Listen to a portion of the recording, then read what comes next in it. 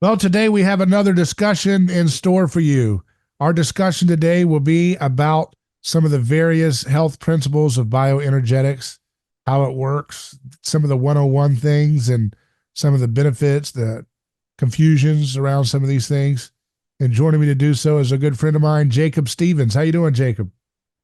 Good, David. Thanks for having me on. I appreciate the opportunity, and I hope we can give the listeners some entertainment as well as some knowledge today. Yeah, very good. Yeah, I mean, now you actually, we met up in a happenstance meeting. I won't go into the details, but in real life, and you actually said, "Oh, I've been listening to your podcast," and I said, "Wow, that's awesome." And you had actually been following a lot of Ray Peat type principles for years, even before I did. Tell me about kind of your journey to that. Yeah, for sure. I'll try to shorten it as best I could. But growing up as a kid, athletic, had trouble with weight gain as a kid for sure. And when I got to college, my undergrad was in exercise science. I got really into how to, get in shape, be healthy in the meantime. And in the beginning, it was surface level knowledge, like how to lean out. And a lot of what you read is you want to burn a lot of fat to Yeah. get leaner, retain muscle. And when I got into master school for public health, I really it opened my eyes to what they were trying to push as propaganda in terms of what's healthy, what we should do. This was during the COVID pandemic, Right. so a lot of the learning during my time was about vaccines and about how to treat injuries and treat illnesses. And then I got into generative energy. I'm sure you've heard of that podcast with Danny Roddy, Georgie Dinkoff.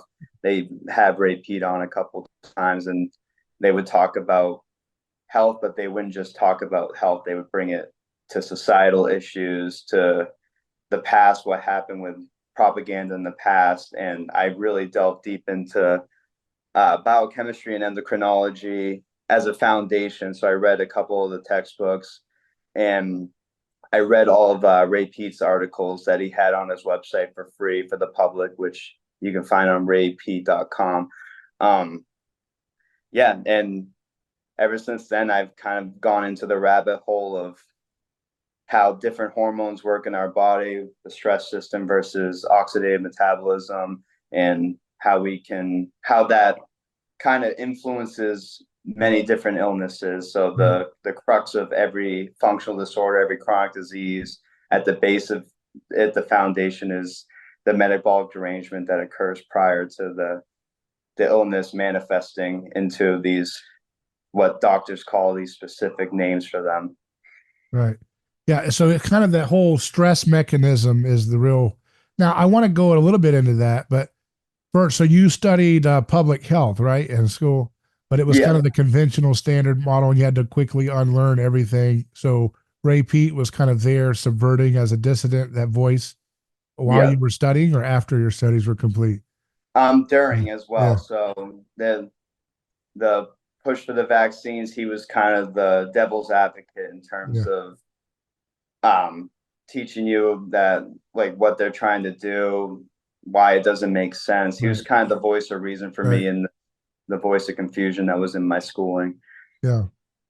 Yeah. And so he really has a problem with the genetics focus of establishment science. He kind of calls that the eugenics based model of Western power, which is a very sweeping statement to make. And, this idea of, I think of it like a metaphor. Like he talks about structure and energy are codependent, like they're interdependent. They need each other, right? And structure informs energy, energy informs structure, right?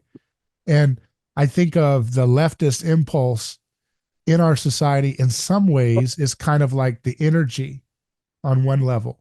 And the right wing response is like the structure, if you think of it that way. Like, okay, everything is genetic, everything is determined, everything is fate, everything is hierarchical, right? And everything is about obedience and dominance and structure.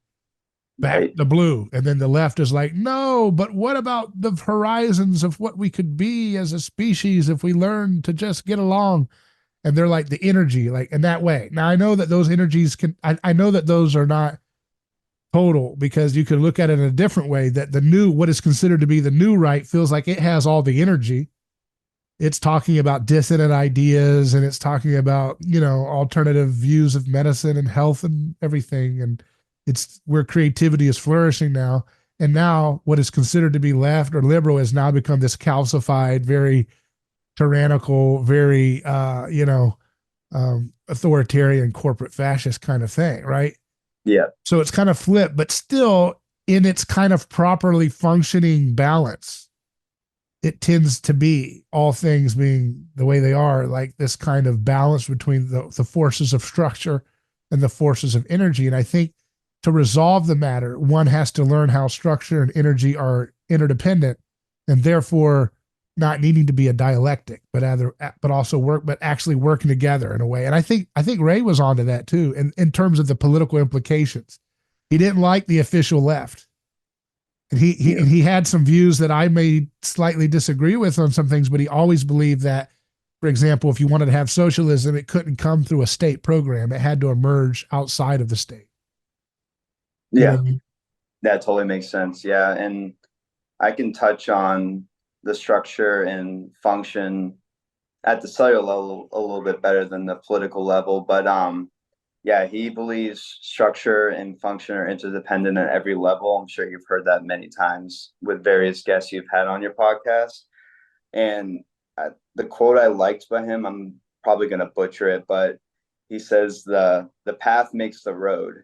So if you get the blocks out of the road, you're developing the road. So on the path, you're removing these blocks, and it's making the road, and then it facilitates itself, and it can go reverse too. So if you have proper metabolic function, the easier it is to get energy in the future from that proper system. But the reverse is true too. Like with certain hormones like estrogen, prolactin, serotonin, they work in concert together with the PUFAs. They work in concert, and they make it so it's easier to create these hormones in the future. So estrogen can raise prolactin, serotonin, and PUFAs can raise estrogen. Estrogen can raise lipolysis and raise PUFAs by the effects. So it works both ways. So it's the same with society in a way, I guess. So if Yeah. we're just in this constant state of being stoked with fear, not knowing what to do, learned Yeah. helplessness, it Right. facilitates that until the blocks are removed. So the awakening, I guess you can call it, where these blocks are starting to be removed, and we can start to go I was into the proper functioning of society. I was talking to a friend offline about some of these bioenergetic type ideas, and he was saying, sounds like that would explain the bystander effect that has taken over society. And I think that's true, right? Because Ray talked about learned helplessness, which is kind of like a bystander effect. And the Yep. bystander effect being the acute form, when you see it, it's like someone's dying of a stab wound and everybody's walking over them in the streets of New York or whatever. And then there's the collective bystander effect of, look at all the problems going on in our society, and everybody just acting like everything's fine, and they're just keeping their head down, and they're not speaking out, and they're not willing to risk the bravery and the courage necessary to, do the right thing to be the change in the world, and that's kind of like a bystander effect for all the systemic evils around us, right? And the Yep. left, the left recognizes it on their own little mutated version of it, and they always talk about like silence is violence. Like if you are not, you know, like they say, if you're not actively on support of our position, then you are actively supporting evil. There is no neutral ground with it.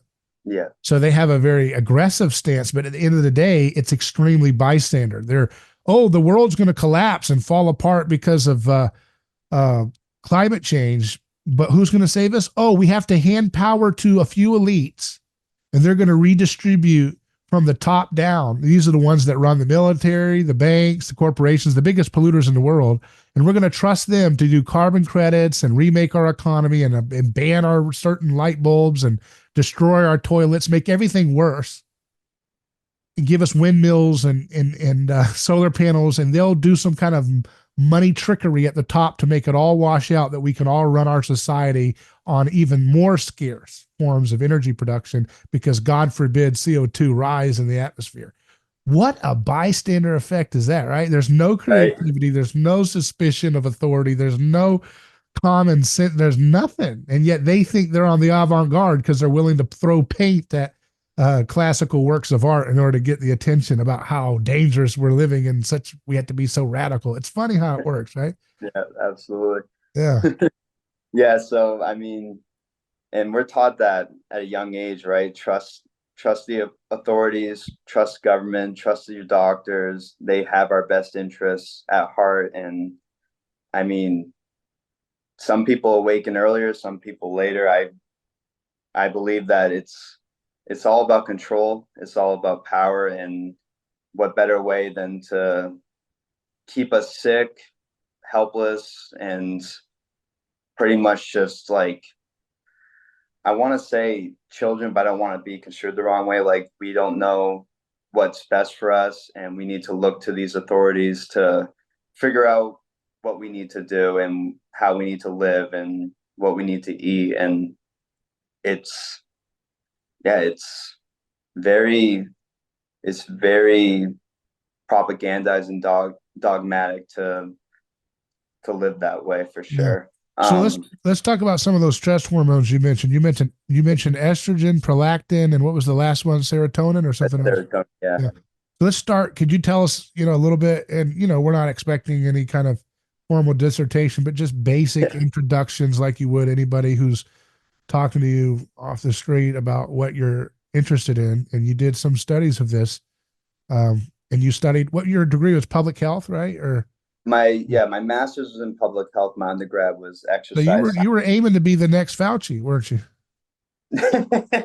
Yeah, For sure, man. I'm glad you could have me on. yeah, Let's promote my ideas yeah. to the You're supposed to future. be the next Fauci. So if you're going to practice that role, Yeah. and someone says, "Hey, Mr. Stevens, what should I do? What about estrogen?" What would you tell them? What's the problem with estrogen? Now, none of these hormones are evil. These are all part of Right. God's design for our body. So I don't like to get into Manichaean dualism where we have to pit chemicals against each other. Like there's good chemicals and bad chemicals. So we're not doing that. It's very easy to binary thinker type people want to do that. So what is estrogen? What's going on there?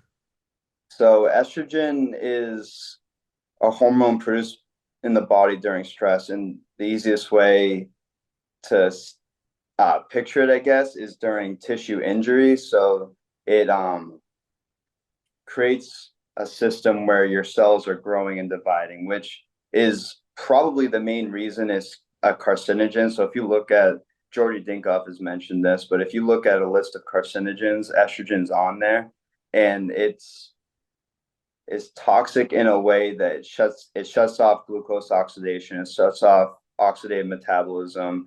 It relies on a primitive oxidation called glycolysis, which happens outside the mitochondria. But its purpose is to not differentiate cells, but to create a bunch of cells that are going to respond to a tissue injury. And it rises during lipolysis.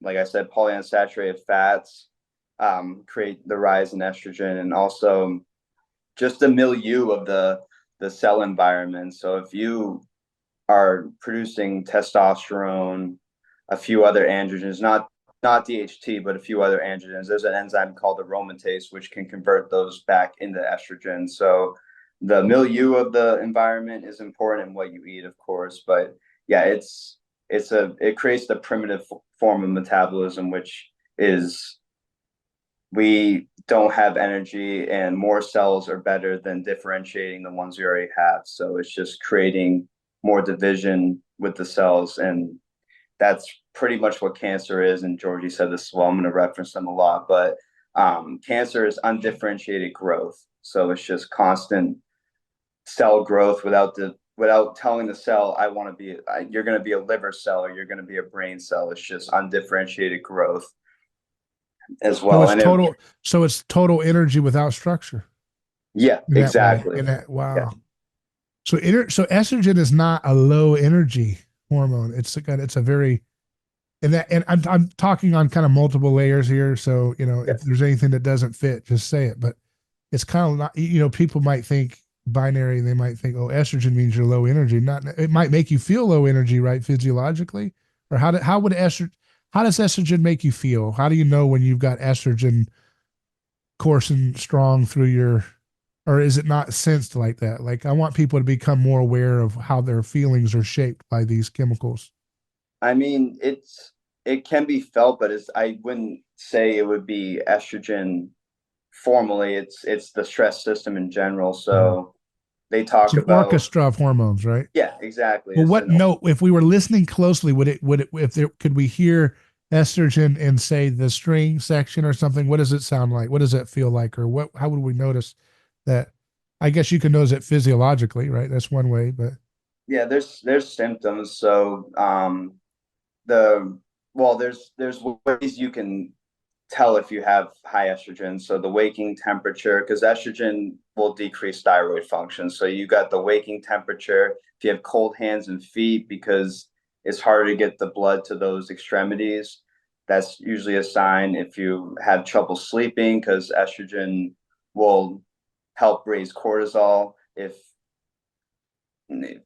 pretty much brain fog, your basic energy depletion symptoms, and just having a lack of energy throughout the day where energy should be high, just basic stuff like that. In terms of what it's doing in the body physiologically, I I can't really create so a it's kind of picture. like, but it is a high growth in the sense that it's high energy at a random spot, which creates this tumor that Yeah. has no purpose or structure. It has no Oh, yeah, it burns through energy really quick. It will if the cancer estrogen. Okay. metabolism, yeah, Yeah. the cancer metabolism will waste glucose. So that's the issue that doctors have in explaining the picture. They think cancer cells use glucose, they feed off of it, so don't eat sugar. But in fact, it wastes glucose. It produces lactic acid in the process. So it's not bringing glucose through the mitochondria to produce CO2, ATP, water. Instead, it's producing. Why does it produce lactic acid? Is that waste product? Yeah, that's so there's anaerobic glycolysis and aerobic glycolysis. Anaerobic glycolysis is what happens outside the mitochondria. So you're not bringing the electrons to oxygen to produce energy. It's happening outside the mitochondria. So it's just anaerobic glycolysis. So instead of producing CO2 to reinforce the structure, it's producing lactic acid, which your body wants to get rid of. It'll accumulate in the body. Your body immediately tries to get rid of that toxic byproduct. Right. So yeah, it's a cancer metabolism, and cancer is not an isolated disease. They'll say you have liver cancer or pancreatic cancer or what have you, but it's just wherever the cells are weakest. That's where it manifests. It's the whole system is going through that toxic metabolism. But What if makes a particular area's cells weaker than others? Is there any insights from bioenergetics that you can help with that um I know understanding? with the easiest example is alcoholics, they typically have liver cancer, and that's because you're the drinking of alcohol, in order to process the alcohol, the liver has to pretty much like filter out those toxins, but in effect, it's really putting the burden on the liver. So over time, it's going to manifest into Yeah. liver cancer, and then they'll the other cancers like What the about brain people getting brain cancers? What's going on there? They're uh, having deprivation of oxygen to the brain, or head injuries, yeah, or it sounds neurological problems. yeah, it sounds like a simple answer, but it's pretty much your brain is the weakest point right now. Something's happening where the brain's not producing proper energy, and it's going to manifest there. So like And like intestinal bowel cancers are probably associated with weakness accumulating through leaky gut, or inflammation of the bowel over decades or so forth, right? absolutely, yeah. So yeah, an endotoxin buildup in the gut, I'm sure, has a key role in raising serotonin. So cancer in this view is a kind of like a holistic manifestation that's going to express itself at the weakest part of the tissue of the body. Yeah, exactly. And the way to heal that is to be on the path to proper metabolism. Like I said, removing those blocks wherever they are. You can do tests. Knowledge is power, but just simple stuff to kind of make that path for proper metabolism will slowly heal your body into preventing those chronic illnesses that doctors still haven't figured out a cure for yet, because they're in the genetic mindset where there's this one pill or one shot approach to cure every disease, which hasn't worked for centuries. So the So genetic domination of what causes health problems. Yeah. So the genetic only approach that seems to dominate much of medicine in a big picture view is an example of too much structure, not enough energy, right? Because you're focused on structure. So that's where you get that kind of obsession with, passing down information that's kind of like structurally encoded through things that you're determined to get, through the ages of the lottery system of your parents, right? DNA. That again, it's helpful to see this, right? Because we just looked at the tumors as manifesting too much energy without the structure in place to kind of manage it right. And then you have an example of, well, there's too much structure going on in the health establishment approach to pretty much all disease managements and investigations, always looking for the genetic foundation rather than looking at metabolism. And I think more and more people on the outside of the establishment groupthink of health are starting to realize, and have said, and I have said for years, that metabolic health and metabolism is the future to understanding diseases, right? But the devil's in the details, because once you go that question, that opens up paleo people, primal people, keto people, everybody in between, even probably some vegetarians and vegans. And there's a lot of people that know that metabolism is the key to understanding a lot of these diseases, but they don't know who to listen to. How do you have the discernment to know that the bioenergetic paradigm seems to be where it's at in terms of helping, cut through the noise? Because everybody's got a million different diets and a million different diet ideologies and so forth. And it's very tribalistic and it's very reactive. And of course, some people who follow Pete can become, personality cult people. And I say that's the nature of human beings in anything, especially if there's radical truth within a community. It will create right. a kind of devotion, and it doesn't make it therefore true. But the point is that's always a temptation that humans are always going to do, because that's their wiring. But how do you where's the discernment come into place to say, I think this picture is the best picture going in terms of the foundations of working through the future of medicine and future of healing being metabolic? And so I can speak for myself and how I kind of discerned who to listen to. So, I mean, in general, we should have an open mind to any ideology or any sort of thing that people are going to say about certain topics. Like, having an open mind is a healthy way to look at life. And there's stuff throughout my life that resonated with me through research, but the way Ray Peat, Georgie Dinkoff, Danny Roddy, these people painted that picture of health, it resonated with me in a way I can't describe in terms. It wasn't mental. It was more of just a whole body like realization that this makes total sense. And they'll say certain things. So, for example, the doctors are very good at finding a structural defect in the body. So they'll look for any sort of external rash, broken bones, stuff like that, and they're able to help with those. But if they can't, like with functional disorders, that's what they'll call it, a functional disorder. If they can't figure out what's going on, they'll say it doesn't have any impact in your structure because they're separating function and structure right there. So they call it a functional disorder, like irritable bowel syndrome, stuff like that. And it made so much sense to me that, yeah, doctors, they really aren't good at solving issues. They're good at mitigating symptoms. But then you're in the race of what's the next drug I need, because this drug helped with this symptom, but now I have another symptom from that drug, so now I need another drug. And the way they painted it is no, it's all metabolic derangement. It just manifests into these symptoms, but everything starts with having proper energy production from bringing food, electrons to oxygen in the mitochondria, producing ATP, CO2. And there's there's other stuff they say too. It resonates with me. Like it's little things like in terms of, for example, diabetes. They'll say, "Oh, it's a sugar issue," but they're looking at the symptom of high blood sugar, and they'll be like, "Oh, it must be because you're eating a lot of sugar because it's high in the blood." But if generally speaking, if you talk to I've so me listening to both sides, if I talk to people that promote keto or low carb, they'll say, well, you don't need fat. I mean, you don't need carbohydrates because your body can make it.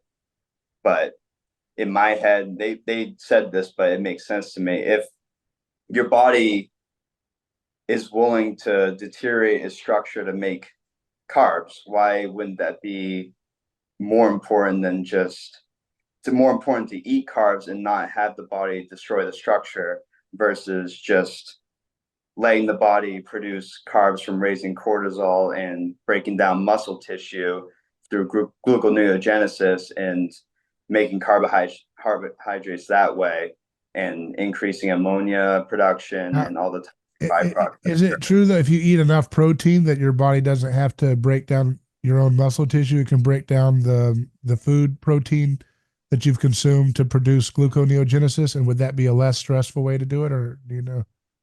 I wouldn't say so just because breaking down protein produces toxic amines. So in that way, it's not a good way. It's very it needs a lot of energy to do that versus just giving the body what it already needs in the form it already needs. So Ray Peat will talk about simple sugars. It's already there for the body. It's quick to break down, quick to oxidize. And another argument the high fat crowd has is, well, a fat molecule will produce more ATP than a glucose molecule, which in a vacuum that's true, but glucose metabolizes quicker. So what about the time lapse of how much ATP is produced in a certain amount of time?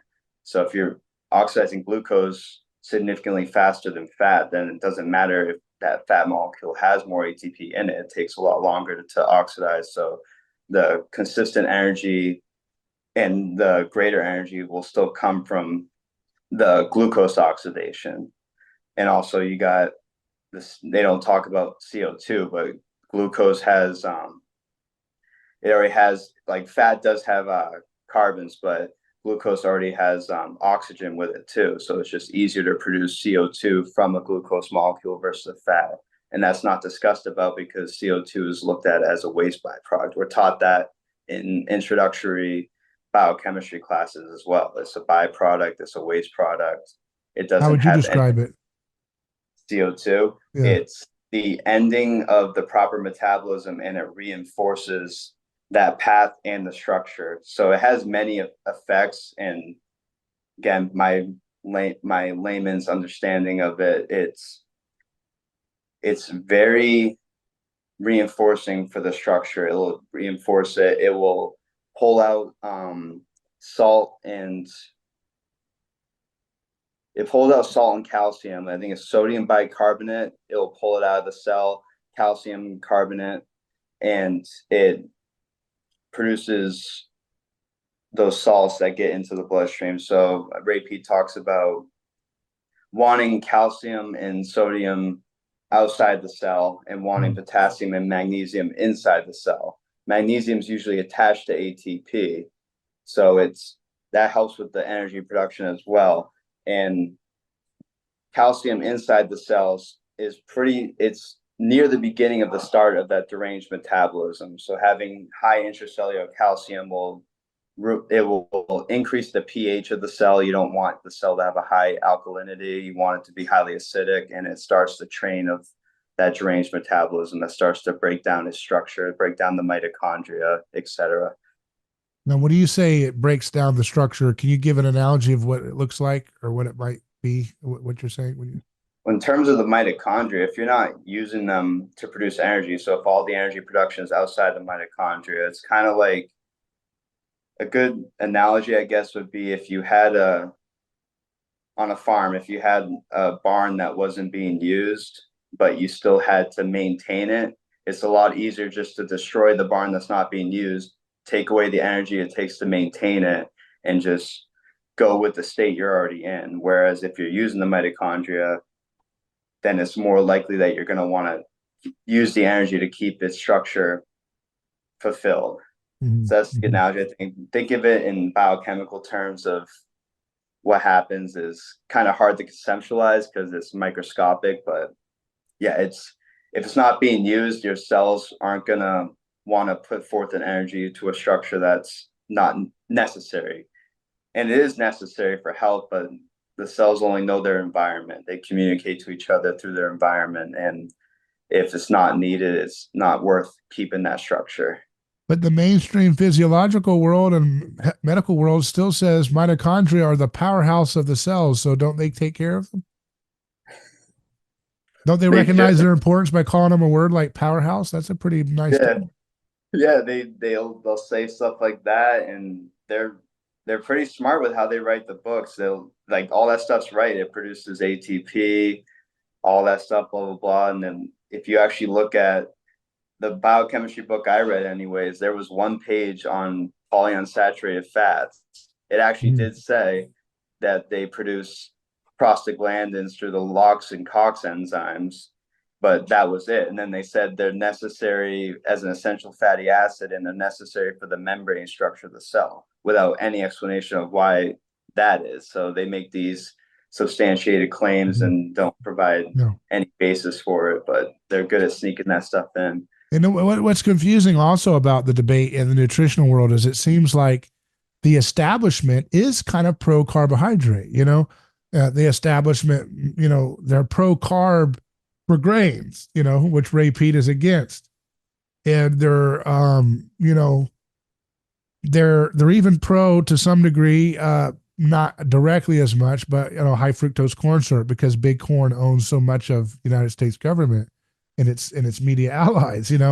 So it shapes, right? Like if people are busy, they've got working jobs and all this stuff, and they look around and they can kind of create a kind of dialectic in their mind to be like, okay, well, the anti-establishment, that's the resistance fighters fighting the empire, would be the keto and carnivore type people because they're saying don't eat the corn syrup. The establishment subsidizes corn and they subsidize corn syrup, and that's why it's in everything. And so they're pro sugar in that sense. The establishment must be pro sugar in the corn syrup line.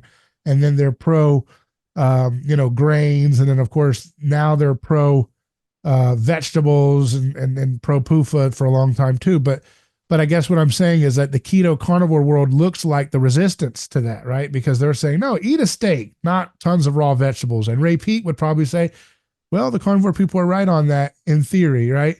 And then on all things being equal, a steak, maybe not every day, but a steak is probably more nutritious for you than a bunch of raw vegetables, that are uncooked and might have a lot of so it looks like from again a busy person who doesn't do a podcast like me or whatever. I'm just trying to be empathetic that you would say, okay, well, okay, here's the dialectic. It's the establishment, eat grains, eat PUFA, and then the carnivore and paleo world, they're saying, all right, maybe we should move away from the PUFA and maybe we should eat the grains and we should eat meat and not the raw vegetables. So it looks like you got a nice little dialectic going. And then the Ray Peat dynamic kind of disrupts the whole diet, it throws it all up a little bit because it sounds like it's saying that sugar is a scapegoat just like saturated fat. And again, the keto carnivore people are saying yes, saturated fat has been a scapegoat of the establishment. And then the Ray Peat people say yes, and so too has sugar been. And they're like, it can't be. Look at Coca-Cola. They're practically an arm of the government. They spread Coca-Cola around the world in imperial coups in Latin America. So how could they be anti-sugar? So it's complicated. How do you speak to that a little bit? Yeah, so I think so it's good that I agree that keto and carnivore, mostly carnivore, are kind of rebels in terms of the generic food pyramid Right. that we're we have outlined to us as kids, the Right. bottom foundation being heavy in grains, cereals, stuff like that. And I would say that Ray Peat may not agree with the high fat diet, but he's also a rebel in terms of he pretty much wants that pyramid flipped upside down. Not Right. exactly. He's more into simple sugars and fruit sugars versus those complex carbohydrates. I'm sure you've had guests that talked about how starches can be bad if not prepared the right way because they can take longer to digest. It's just a bunch of glucose molecules attached to each other, whereas simple sugar is like sucrose for fruit, and table sugar is one glucose molecule, one fructose molecule. And yeah, it can raise endotoxin, cause leaky gut, stuff like that. It raises insulin, which can cause fat gains, et cetera, et cetera. But yeah, I think both groups are good in that they're not kind of into that dogmatic view of how the food pyramid should work, the foundation of it. It's just they're on opposite sides of the coin in terms of where they are. And Yeah. yeah, I totally think keto and any low carb or carnivore diet, any elimination diet will work to some extent for a period of time. If you eliminate just any certain food group that you think is bad, you're going to have symptoms of endotoxin decrease and you're going to feel good on the diet for a Like, doesn't while. But sugar feed endotoxin in the gut? Some might say, right? No? some might say that was the candida they're talking about, Yeah, I or guess. Probably, yeah.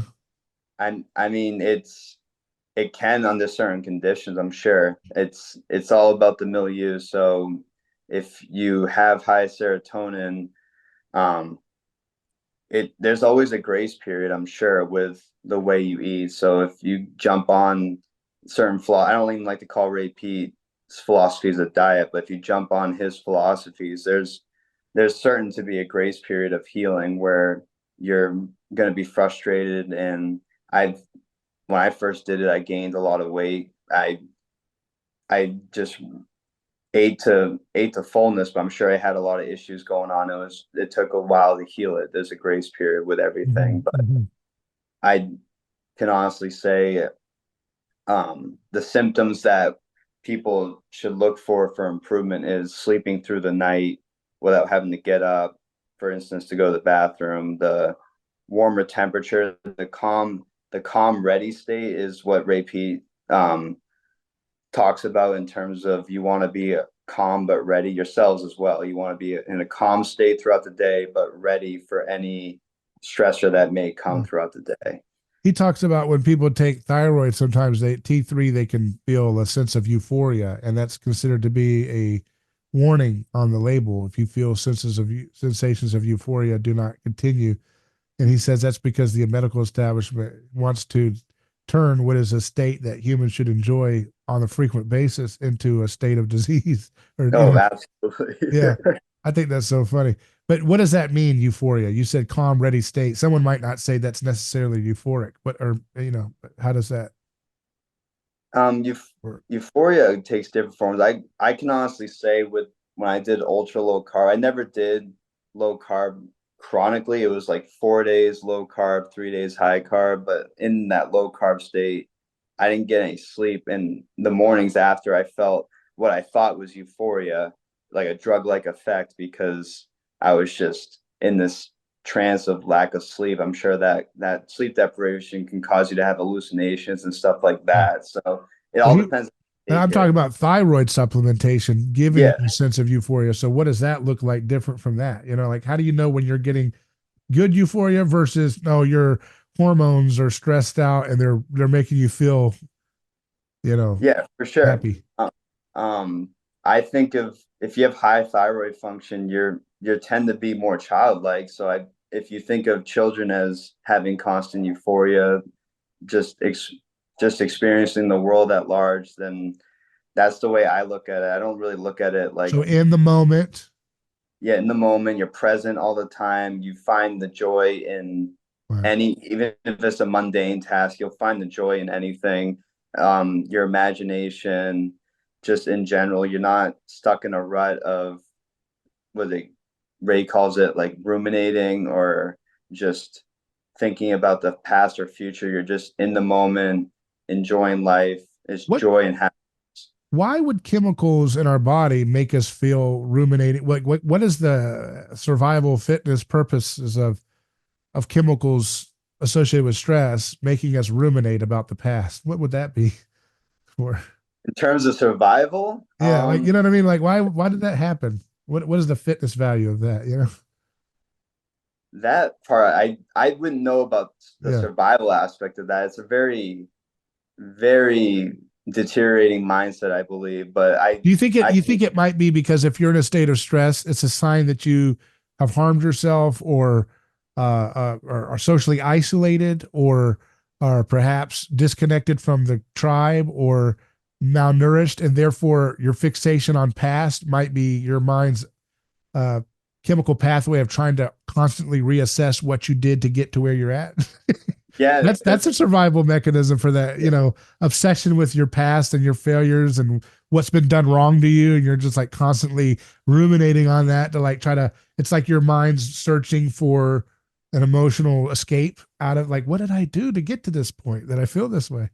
Yeah, Mhm. that makes sense to me. I think we're always trying to look to the past to see what we did and how that affected us, what we should have changed. And I just think that's a very deteriorating mindset because you obviously can't change the past. All you can do is move forward. So children, for instance, they don't really dwell on many stuff for Yeah, long anyway. they learn to get grudges from us and our stress Yeah. state, Yeah. and And well, society's yeah, stress state. absolutely. It's our environment. So our parents and any constant person we see in life is going to have a huge influence on how we see So the holding world. grudges and resentments is a sign of a stressed body, stressed mind, probably, right? And absolutely, I would say so in terms See, I think of that's so important for Christians and people to understand that these spiritual things are not in juxtaposition to the biological matters. That biology, if we're going to study God with all our heart, soul, and mind, that it's going to have this kind of orchestral experience where everything is harmonizing together. And if you're taking care of your body and you're loving your body and loving your mind, it's going to love your soul and the spirit that is this other part of this higher transcendent part of ourselves, right? And I think those are not mind body distinctions that need to be concrete, but actually intertwined together in this weird way. Just like structure and energy from the biological level is also intertwined, body and soul, and those matters. Biology and theology, soul and matter are all intertwined together, right? And so it's like you don't say, well, it's oh, are you reducing spiritual matters only to chemicals? No, but are you reducing chemicals only to dead chemicals? Because if you do that, you're not Christian. Because Christian is incarnation; its body is elevated in this spiritual entwinement with the soul, right? yeah, So absolutely. And I don't know if you've heard of Aaron Apke. He's very holistic in how he views spirituality, and I always attribute Ray Peat stuff to it. So he talks about service to self and service to others, and I believe most of us we don't really have to be in perfect health to be in this state, but most of us are in service to others, and that's how it should be. We should be a harmonized community, whether small or large. Everything should be harmonious, holistic, so the small communities reinforce the big ones in the bigger picture. And then the deranged metabolism is service to self. So Georgie brought up a study about grasshoppers. They'll If they have extremely high serotonin, they turn into locusts. Grasshoppers they are literally very, turn into locusts, yeah, or if and like this is in the past, or you're like they can do it. they're I think physically and of course behaviorally they turn into locusts. So grasshoppers are pretty happy-go-lucky, willing to help others, especially in their own tribe. But locusts are very service to self, so they'll eat anything in their path, kill other bugs or other things just for fun. It's a very deranged Oh, metabolism. So I think that's what the higher powers, whatever you want to call them, the military industrial complex, the people working at the World Economic Forum, people like that, they want us to be pinned against each other. And if you talk to anyone on the street, a lot of them are just not wired that way. But if you get people in groups to act that way, it's a lot easier. But that's right. why, yeah. Right. That's so true. That's so true. Yeah. The crowd is a lie. It draws you into that evil state sometimes. Yeah, because you It can just also want, draw you into really good things if you're singing and, doing things yeah, creatively, painting, building a new flying contraption with your brother, like the Wright brothers did. That's a very good thing that people should do. Fun things like that. That's a high dopamine, high thyroid state, right? and it's for the service of others for the Yeah. most. Yeah. You create from the heart. It's gonna touch other people, whether it's a painting or an invention that helps others. It's all in the beginning, anyways. It was service to others. Now, not to play devil's advocate, but what about the pushback? Someone might say, well, kids are pretty selfish. And you're saying that they're in a high thyroid state and a high, gregarious, sugar loving state. So, some people would interpret kids' behaviors, although I don't, everything's this, everything has a counterfactual to it. But there is a kind of thought that, kids tend to be kind of, it's my toy kind of thing. So what is going, how would you, just think about that? I would say you can isolate examples of that occurring, but I think if the kid's in a loving household and they're typically willing to give up, even give a toy, like Georgie said, give a toy and not even need it back. If they're in a healthy state, if they're traumatized in any way or they're scared or whatever, they'll revert to that metabolism in the short term. So it could just be an isolated example of that kid has something happen prior Yeah, or is not getting the right nutrition. And right. for that short period, they're in that state of Yeah. that's my Well, toy. that's one of the things that I wanted to ask you about because it's nice to see like when you come from a keto world and that kind of world that I came out from that you learn, oh wait, saturated fat and red meat, they've been demonized but they're actually good, yay, it feels like you're redeeming a scapegoat. And then when you hear, oh, sugar's a scapegoat too, you're like, oh, that's not a villain too, I can like that again. It's okay to like that without feeling sinful or something, like the keto low carb dynamic or even the broader world. The broader world that eats a lot of sugar always has this self-loathing fear complex about sugar being an evil thing. Don't eat sugar, don't eat sugar. But what about grains? I always think, well, grains, we don't want to scapegoat them either, right? On the other hand, I think, well, they're seeds and seed oils and seed material from grain is probably, pet food. It's created by tyrants to enslave us as their pets. Governments basically exist in the history of mankind as, and their like calling card for food is a grain based diet. And that has a tendency to come with a lot of issues with it in and of itself before PUFA becomes a higher, problematic thing like the modern world with seed oils invented, right? But what about grains? Because think about the bread of life. You think about, you think about these themes of bread. Give us this day our daily bread. Can bread in one day be redeemed, like in a mass scale, or is bread doomed to be in the state of the way it seems to be a metabolic wreckage? Yeah, I think nowadays it's a wreckage, but where you attributed it to give this day our daily bread.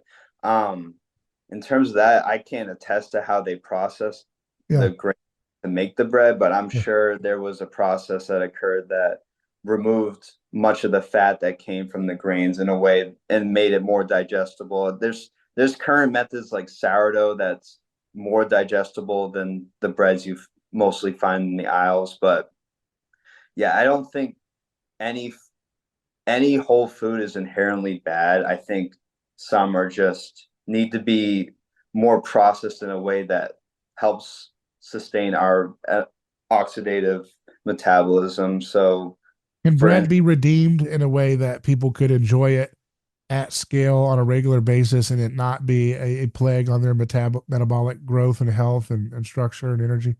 I believe so with the proper growing practices, with the proper way to Yeah. process it What into would it flour. look like? White bread? Yeah. Yeah, I mean, So we're gonna whole have wheat, white bread whole summer grain. one day. One day we'll have Yeah, white bread summer. absolutely. Yeah, Yeah.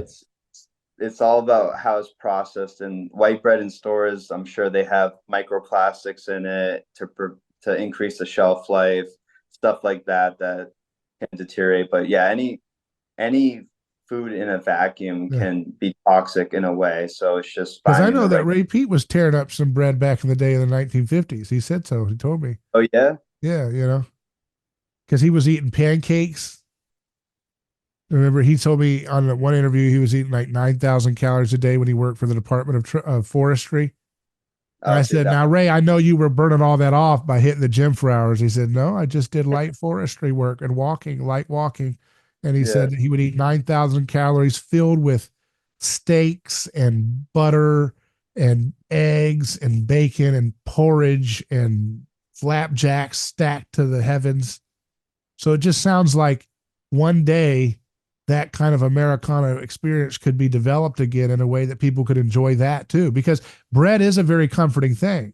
And I've noticed that it seems like kids like a lot of grain stuff, right? And grains in the processed food always come with PUFAs a lot of time and other bad stuff. But you think about it, I'm always thinking like Ray's philosophy is kind of like enjoying yourself, right? And I don't like the idea of leaving anything that is really truly good. You know, seed oils are not good. You know, nobody really craves a seed oil once they taste the other more natural oils, like yeah, butter and everything is so much better.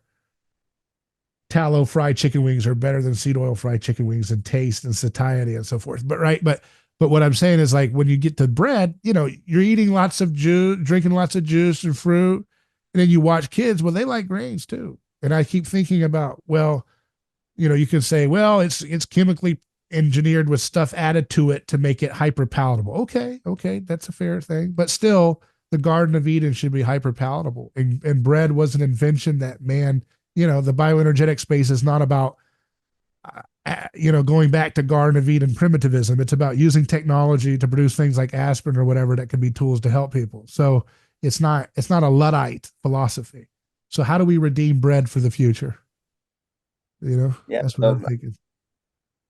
you're saying that Ray Peat ate a lot of that stuff in the 50s, and my mind went to, well, post World War II was when they started bringing those chemicals over here and started using them Yeah, for the agricultural yeah, practices, the bioengineer food, and it just created this whole train.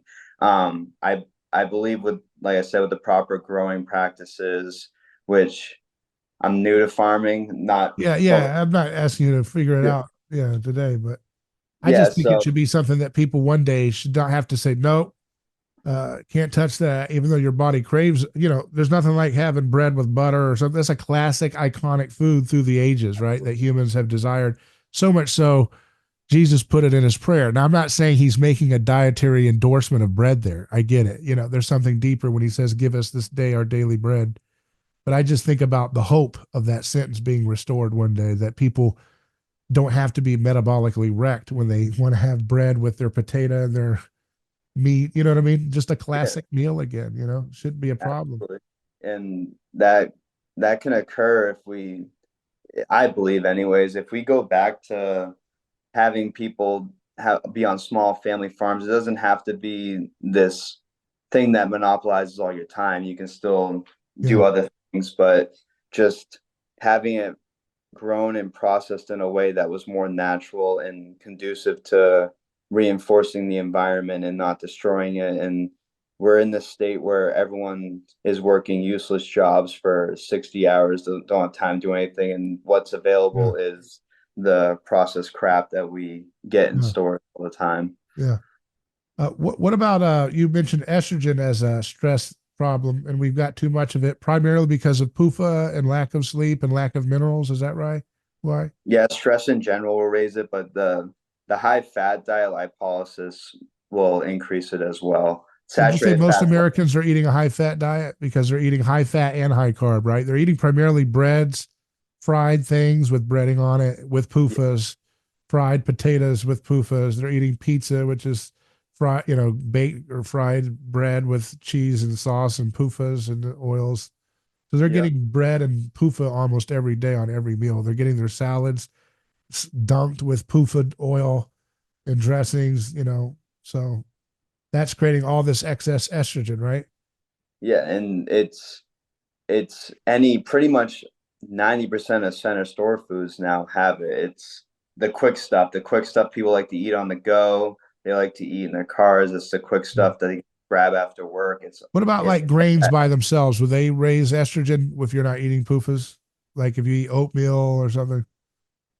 I don't believe it would raise estrogen. Yeah. There's not a lot of fat in the grains. If you get like So the estrogen whole, is going to be operative by fats because it's going through a chemical process that yeah, requires fat.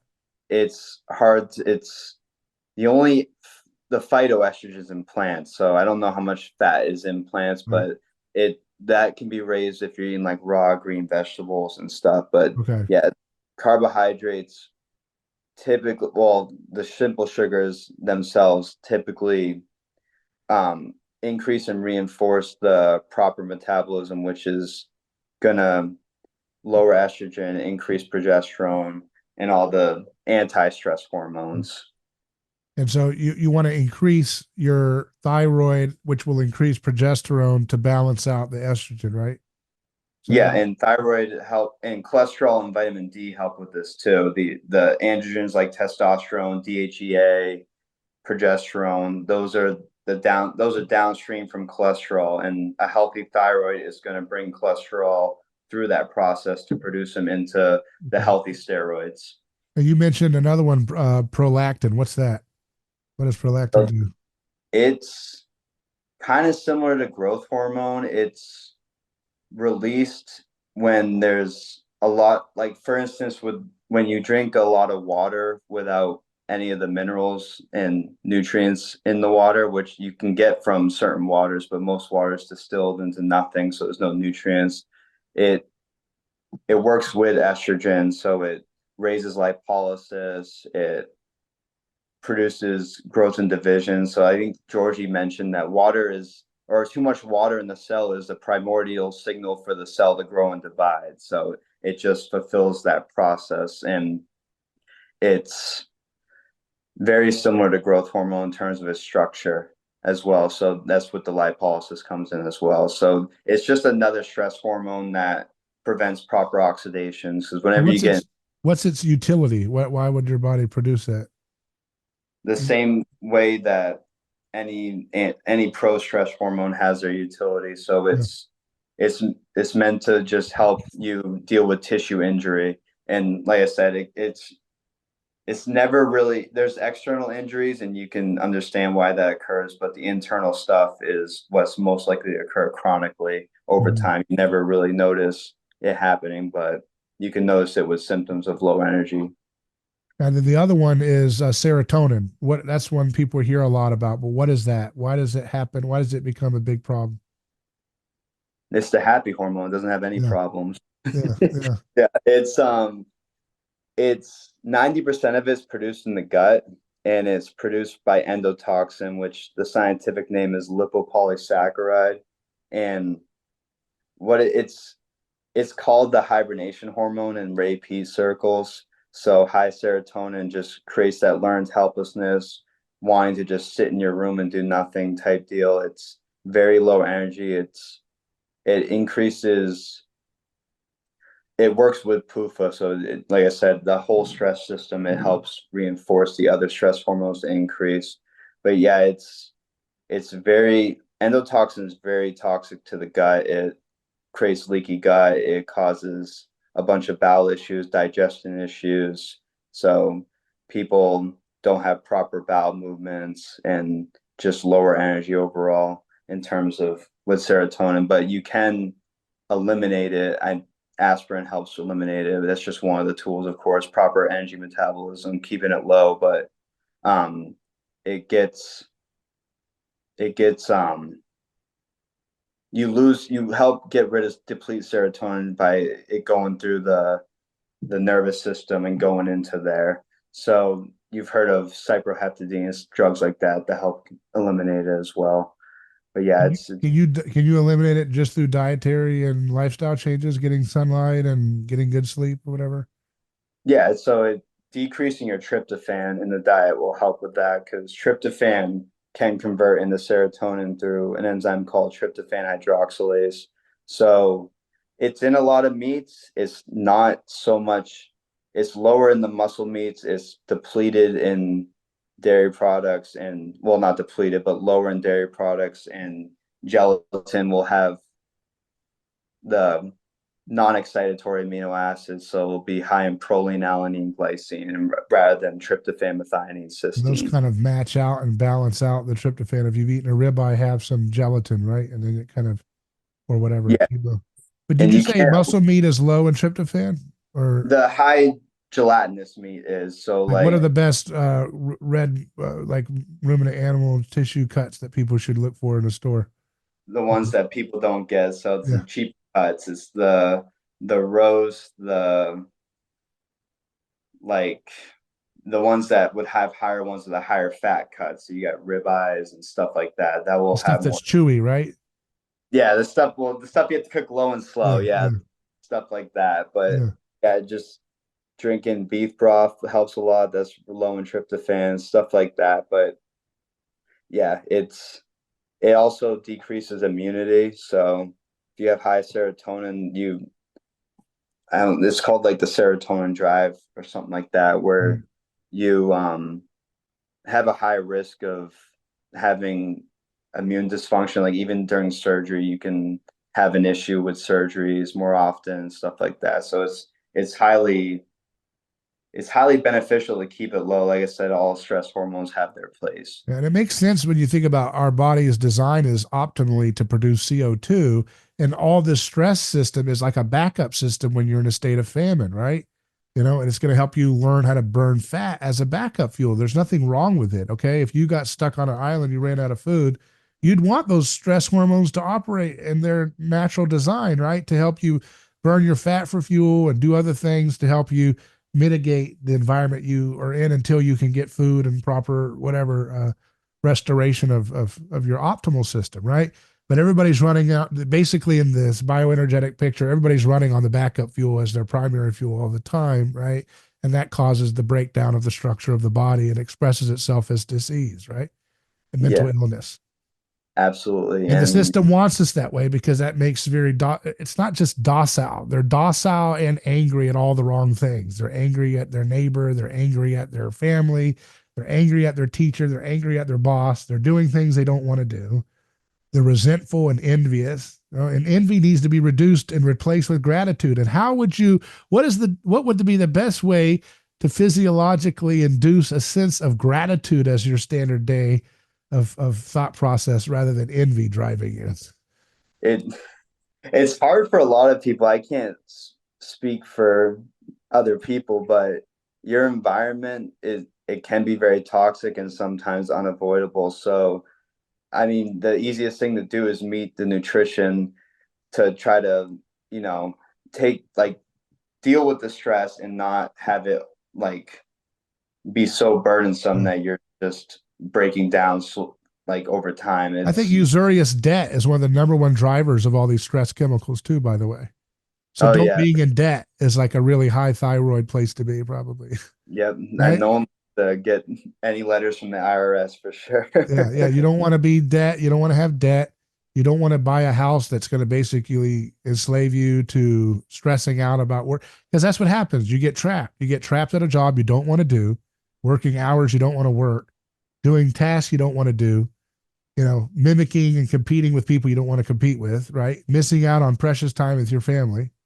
Your kids are shipped off to schools where they shouldn't be, learning horrible misinformation, to be kind, and sitting and all day, not allowed to play but 30 minutes like they're at prison, getting seed oil or garbage food many times, except for they got it right with milk and OJ. Remember, they used to always have milk and OJ at public Yeah, schools. for So sure. that was some truth that was still allowed, right? Yeah, and Yeah.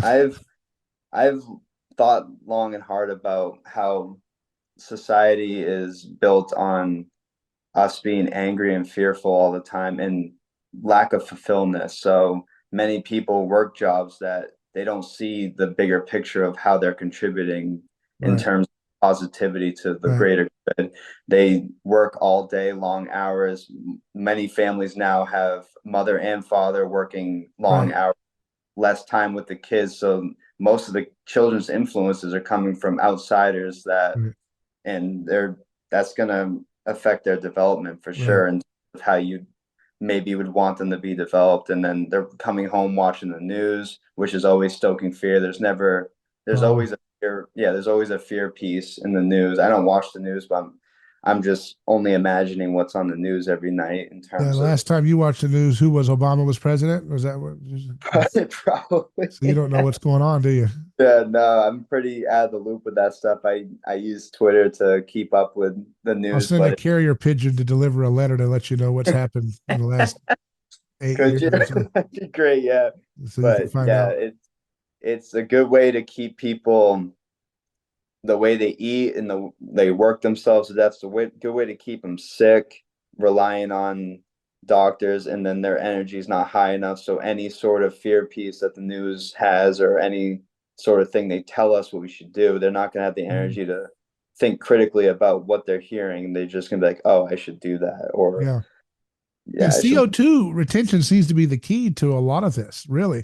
And you know what I think is so fascinating about this, and I'm gonna be investigating this. I plan to visit some places in high altitude and do some research. But we'll close with this: is that even when people are doing basically the standard American diet and all the other bad things, the highest average lifespans tend to, I did my own research, tend to be these high altitude counties in America. I saw one as a high altitude place. It's like 11,000 feet elevation in Alaska. And the average lifespan in that county is 103 in America today, Wow. 2023. This is 2023. Yeah, And there's a few thousand people there. It's not a lot, but there's something good going on there. And that high altitude is probably a big part of it. You look at the lowest average obesity in any state is Colorado. Well, you got a lot of people at high altitude proportionally compared to other, populations in different states. You look at some of the other highest average lifespan and it's other counties in Colorado and other high altitude areas where people are living at really high altitudes, 8,000, 7,000, 9,000 feet. And there's very lower rates of obesity and deadly cancers and lower rates of diabetes and all these other diseases. And it makes you wonder, Ray Peat was onto something when he suggested that it's the low oxygen pressure, which allows the body to develop an ability to tolerate more CO2 and generate more CO2, right? And that seems to show that even when your diet is still probably producing all those bad stress pathways, that you can still override it just by being in an environment where you're getting a lot more of this higher metabolism, pro CO2 conditioning in your body. Isn't that amazing? I think it that's a is. fascinating thing. So imagine if we were able to develop therapies, and there are people doing it. I've talked to Steve Scott on the show, who's one of them doing it, where people can experience CO2 retention on a daily basis and at the same time be able to also eat pro CO2 foods and do pro CO2 behaviors, right? Start a business and work for yourself or have a hobby farm or, have a garden and produce really good food and dream big and write your stories and write your books and write your poems and do what you got to do to live life to the fullest. And that'll raise your thyroid, even if your food's in a bad state. Because I think you can have a super high thyroid eating Cheetos drenched in seed oils and fried chicken if your mind is that powerfully set on ambition and creativity. And I think that probably sustains most of the population in America today, You know what I mean? Yeah. Keeping Yeah. your vibrations high, as they might say, right? Right. Yeah, and I think that's another example of the path making the road. So CO2 is the last. It's you go from eating the food, goes to electrons, goes to oxygen, creates CO2. That's the last bit of it, and it reinforces everything that created it. So high thyroid is the easiest example of what increases CO2. So I do believe if you're at high altitude, you have a high resilience to hypothyroidism. I think even if you don't have the best diet, you're just already in a better environment, which is a huge, people don't think of environment. Doctors definitely don't think of environment, but the environment is a huge aspect of your general health. Nutrition is a big part of it. It's a very intimate relationship we have with the environment, but the whole Mhm. maintaining CO2, it's very important. And doctors definitely missed the boat on that with Yeah. those ventilators they had people on, especially during COVID. There's a lot of oxygen, not a lot of carbon dioxide, and That you need hyperventilated people and made them lose oxygen by doing it and lose CO2. yeah. Yeah, and Ray Peat talks about how when people are dead, oxygen percentage in their blood is like at 100%. It doesn't necessarily mean having a lot of oxygen is good for you. It just means you have a lot of oxygen that's not going into the cells. You need CO2 there to help bring it into the cells. You know, the Bible says that the last enemy is death, that Jesus will defeat in history. Do you think that there could be a day, if we harness this information and think creatively, that we could extend radically the lifespans of human beings on average, if they so choose to do certain things that would actually be able to have much more radically longer lifespans, and pushing back that domain of death over people's lives, quality Yeah, lives and longer lives? yeah, absolutely. I think it starts at the individual level, and slowly, I think COVID really helped with awakening a lot of people.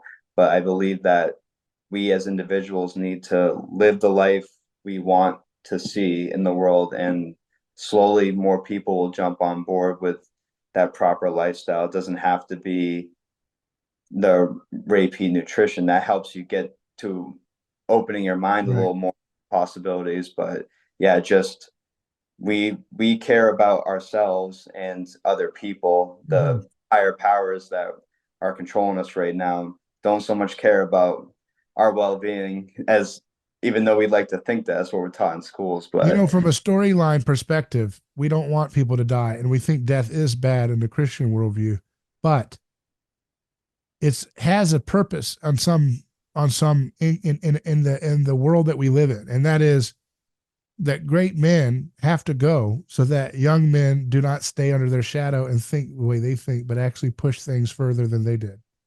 yeah, That's absolutely. it. I mean, if you had all these great icons hanging around, we'd always be, for example, people who would follow Ray Peat, if he lived another 20 years more, people might say, well, what does Ray Peat say? Let's go check in on what he says, if this is okay.